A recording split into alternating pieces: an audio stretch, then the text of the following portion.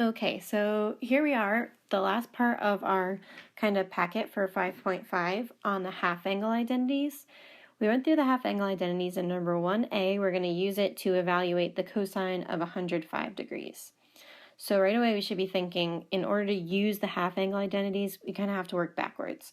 So we have 105 degrees in there. We want to think about what double that would be. So we're going to think about this as cosine of 210 divided by 2. So then for our half angle, theta is 210. So when we use that formula, inside the radical there, we're going to have that theta as 210 degrees. Okay, so we're just going to take this and write everything in the formula. The first thing we have to deal with is that plus or minus right out here in front of our square root. So thinking about theta over 2, that's that 105.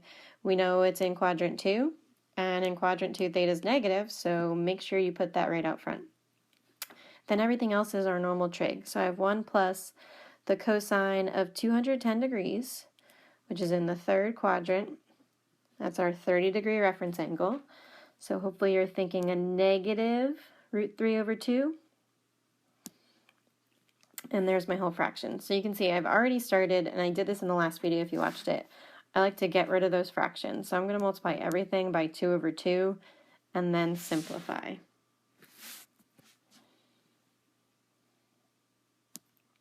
All right, so it's going to start cleaning up really nicely. In the numerator, I have that 2 minus root 3. And my last step is to rationalize, but here we can just take the square root of 4 for that denominator and write out our big fraction. That's it.